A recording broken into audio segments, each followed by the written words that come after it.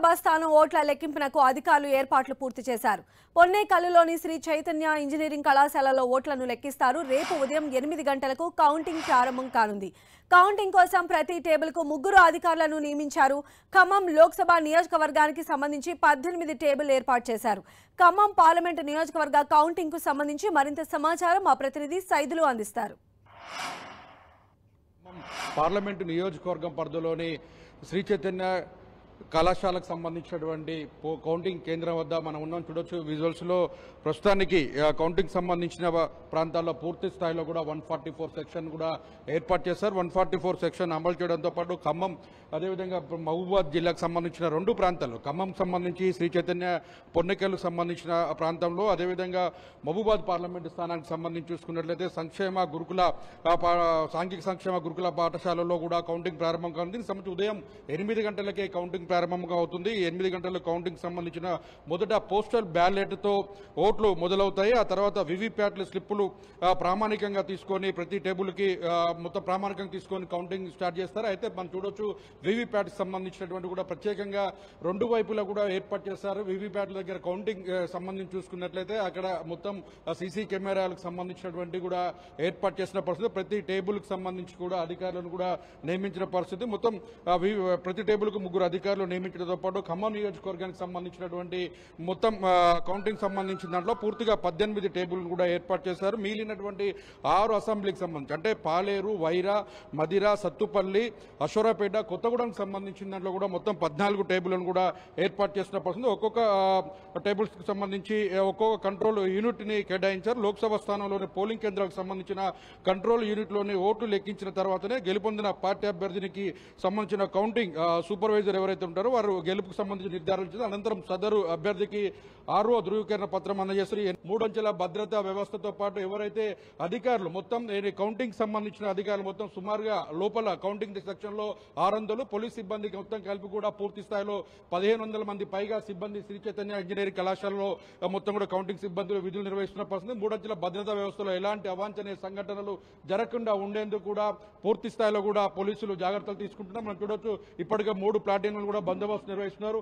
Agents అందరూ కూడా పూర్తిగా పార్టీల వారిగా వచ్చిన ఏజెంట్స్ అంతా కూడా అటువైపు లోపల బయట వైపు కూర్చుంటారు. వారంతా కూడా అభ్యంతరాలు ఉంటే కూడా అభ్యంతరాలను కూడా ఎన్నికల రిటర్నింగ్ ఆఫీసర్ కి మొత్తం కూడా అభ్యంతరాలను వెల్లడించిన తర్వాత పూర్తి స్థాయిలో ప్రజాస్వామ్యబద్ధంగా డౌట్స్ అన్ని కూడా వీవీప్యాట్లకు సంబంధించి కావచ్చు, ఈఎంలకు సంబంధించినటువంటి మొరాయించిన అంశాలు కావచ్చు, వీటన్నిటిపైన కూడా వారు పూర్తిగా ఫిర్యాదులు తీసుకున్న తర్వాత తిరిగి కౌంటింగ్ చేసే అవకాశాలు కూడా కనిపిస్తున్న పరిస్థితి. కెమెరామెన్ విజయ్తో సైదులు, 10 టీవీ కౌంటింగ్ కేంద్రం నుంచి.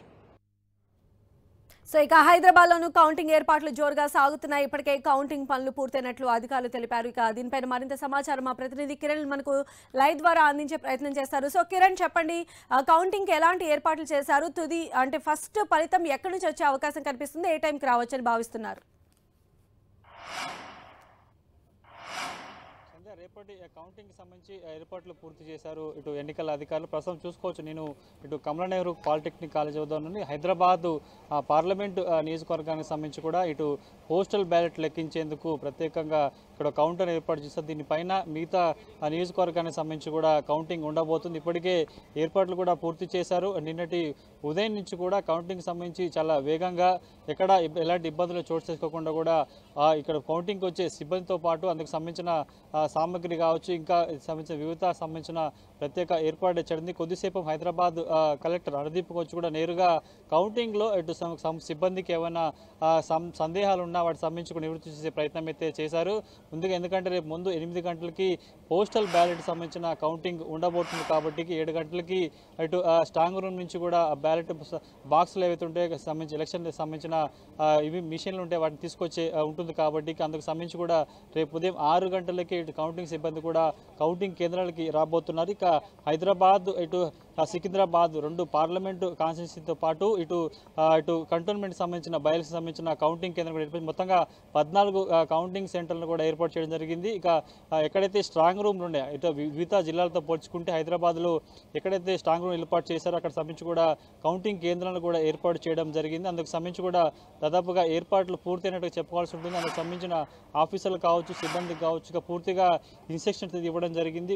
దీనికి సంబంధించి చాలా ప్రత్యేకంగా పకడ్బందీగా ఏర్పాటు చేయడింది. హైదరాబాద్ సికింద్రాబాద్ సంబంధించి 14 కౌంటింగ్ కేంద్రాలు ఉంటాయి. ఇందులో సికింద్రాబాద్ ఏది కాగా ఇటు హైదరాబాద్ సంబంధించి ఏర్పాటు చేయడం జరిగింది. ఏవీ కాలేజీలో ముషీరాబాద్ కాన్స్టిట్యూన్సీకి సంబంధించి ఉండబోతుంది. రెడ్ ఉమెన్స్ కాలేజీలో అంబర్పేట, కోట్ల విజయభాస్కర్ రెడ్డి ఇండోర్ స్టేడియంలో ఖైరతాబాద్, ఇక జూబ్లీ సెగ్మెంట్ సంబంధించి కూడా కౌంటింగ్ సెంటర్ సంబంధించి కూడా అక్కడ ఉండబోతుంది. అందుకు సంబంధించి ఉస్మానియా యూనివర్సిటీలో సనత్ నగర్తో పాటు ఇక మాసప్ ట్యాంకు, ఇటు fine arts college Nampally, district education సంబంధించి కూడా ఓయిలో సికింద్రాబాద్ అసెంబ్లీ కాన్స్టిట్యూన్సీ ఉండబోతుంది. ఇక మలక్పేట నియోజకవర్గానికి సంబంధించి అంబర్పేట జీహెచ్ఎంసీ ఇండోర్ స్టేడియంలో ఉండబోతుంది. ఇక కార్వాన్ సంబంధించి కూడా ప్రభుత్వ పాలిటెక్నిక్ కాలేజీ, అదేవిధంగా గోషామహల్ కోటి ఉమెన్స్ కాలేజ్తో పాటు ఇటు చాంద్రన్గుట్ట నిజాం కాలేజీ, యాకత్పుర నాంపల్లి ఎగ్జిబిషన్ గ్రౌండ్తో పాటు బౌద్ధర్పుర అరోరా లీగల్ సర్వీస్ అకాడమీ సంబంధించి కూడా కౌంటింగ్ కేంద్రాలను ఏర్పాటు చేయడం జరిగింది.